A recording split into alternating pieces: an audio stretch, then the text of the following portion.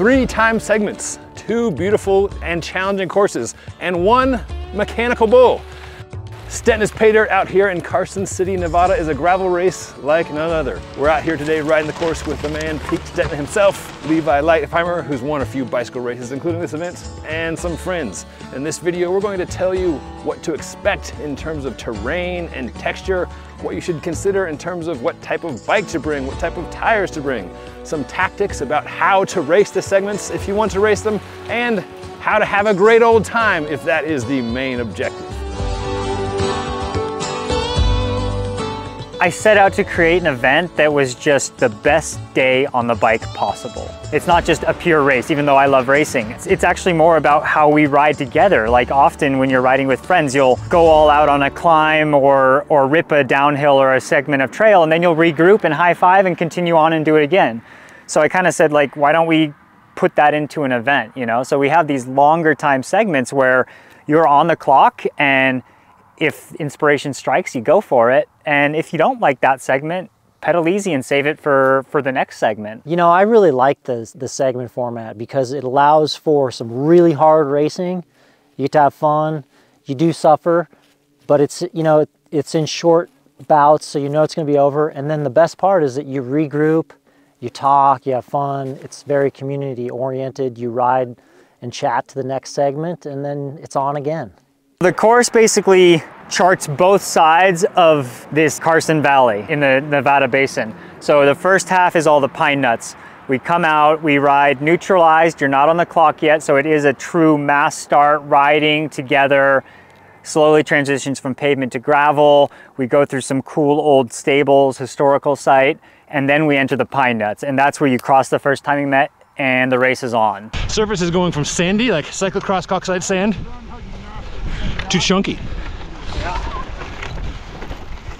The first climb of Stetina's Paydirt, it's rough. It's actually the reason why I would recommend going with a bigger tire than you think, because when you're, you know, it's the first segment, so you're going hard, you're pushing yourself as fast as you can go, and if you're under tired with too much pressure, you get bounced around.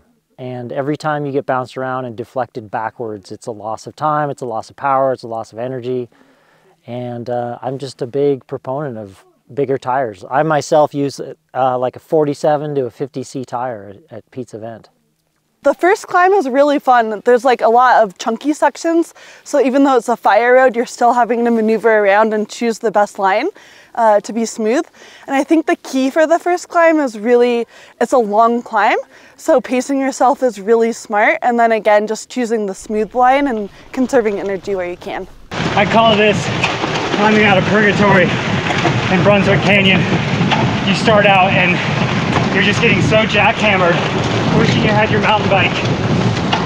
And you're like, I still have an hour to go uphill. But the higher you go, the better it gets. You crest the pine nuts in Brunswick Canyon, and you have the entire Eastern Sierras laid out before you, and a ripping, wild, pedally descent where you do want gravel gears takes you all the way down to the timing finish. I love coming out here because it feels like, it just feels like it's been untouched ever since, you know, America was born. It just feels like Wild West. It's an adventure, and it just feels like you're out in the middle of nowhere. The next weird part of the course is it's so bumpy. You finally hit pavement and you're like, oh, like pavement, it's smooth. You need to get that average speed back up, otherwise it's gonna be a long day. And you're on pavement for a little bit. You gotta get across 395, which is a major highway. We have traffic control there, we make it safe, but we don't want you guys racing through that. There's nothing to be gained by that. We just basically let you transfer on pavement to Genoa, which is Nevada's oldest settlement. So what have we here, Pete? This is our secret segment. No time bonuses, you're actually gonna probably sabotage yourself, but this is Nevada's oldest thirst parlor. The oldest saloon in all of Nevada. So you're not on the clock here. If the hankering comes, sit down and have a pint. It's awesome. I got a couple buddies out with me.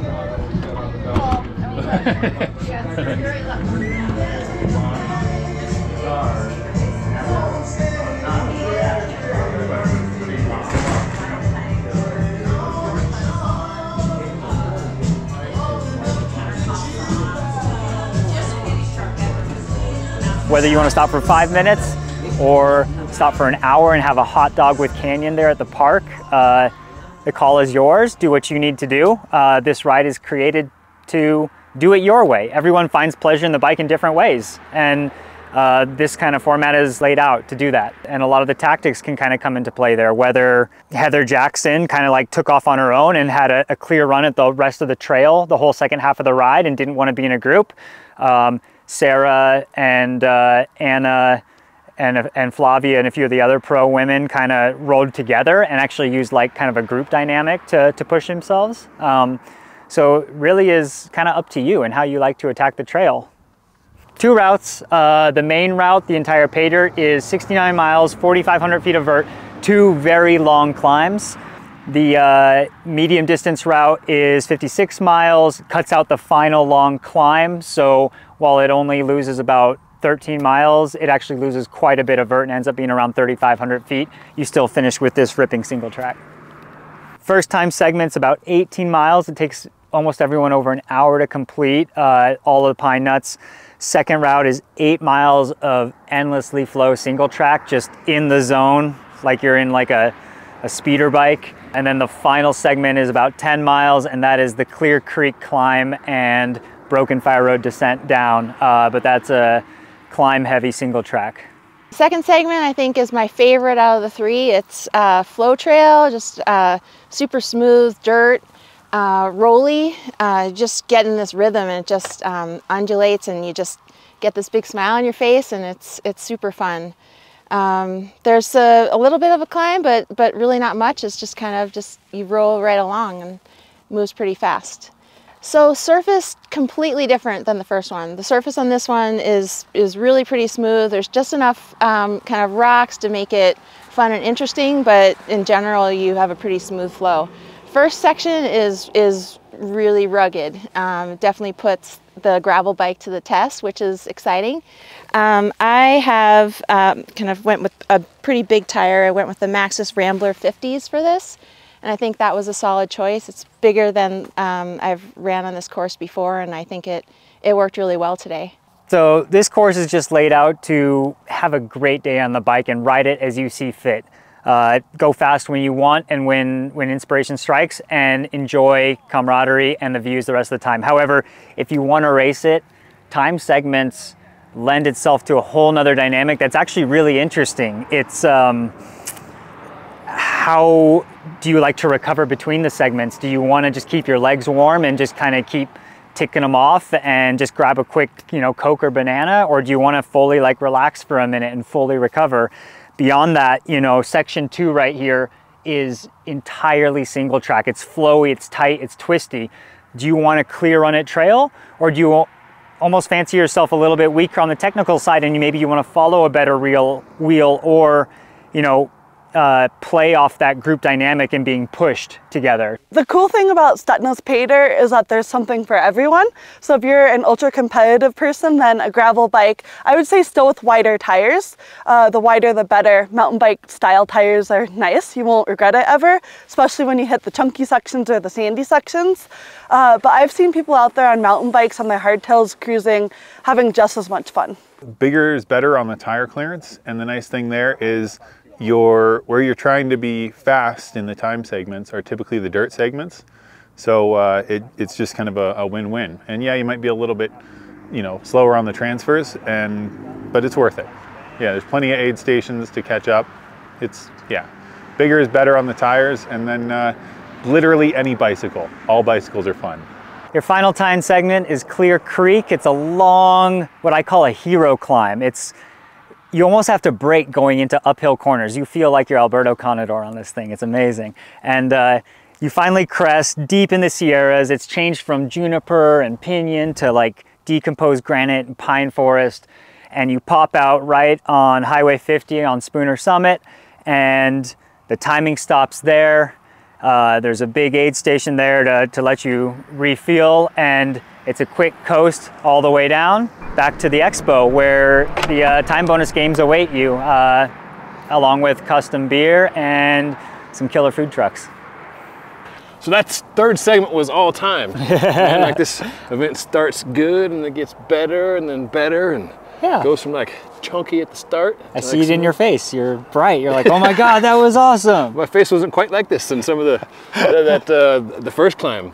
Yeah. It was rough. Yeah. I just like how it just builds and builds. And here, yeah, it's a time segment, but I was thinking, yeah, at this point, who cares? Like, right, the fast kids are going to be going for it, and like the rest of us are just going to be like, yeah, having a heck of a ride. It's nice and smooth and flowy and technical enough. You got to pay attention, right? It's yeah, not boring, but right, it's not like, oh, I'm gonna die. Yeah, it's a gravel bike friendly trail, and it's just you feel what I wanted you to feel. Just it feels like the whole course kind of crescendos. Yeah, you know, so you kind of finish it on a high, and you're not so blasted that like you're just comatose and want to go back to your hotel room. You actually ready to kind of go have a beer and, you know, hang out for a bit. Post ride, there's the IRC tire toss. So we got Little Pete's, all spaced at differing distances, and you can get yourself up to 20 seconds in time bonus if you throw a ringer, like Ben just showed right here. If you cross the line with your friend and you're tied on time, it's going to come down to either the bull ride or this tire toss to see who stands higher in the results sheet. And it actually affected first and second overall in our entire pro women's race last year.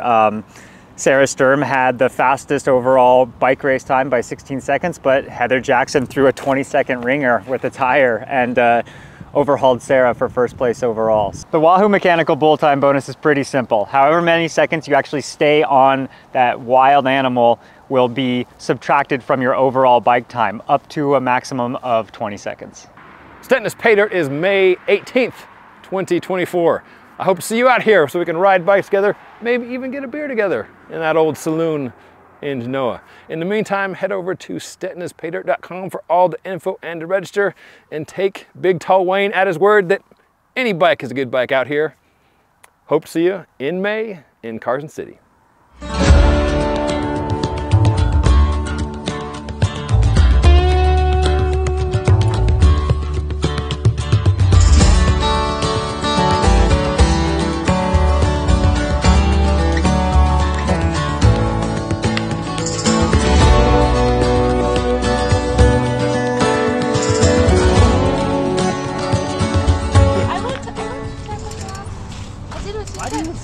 Putting so much pressure in your tires. It gives me such shit all the time. How much you got in there? 22, 24. Oh, that's pretty good. 22, 24. This is not 22. It is. I have a gauge. That's not 22. It said 22. This is the pro move, the squeeze. You think it's more than 22? Yeah. Levi's done enough races, he knows exactly before you touch. the tire pressure with the pinch. The pro pinch. Highly calibrated thumbs. You can also tell body fat like that. Yeah, but you weigh like 100 pounds.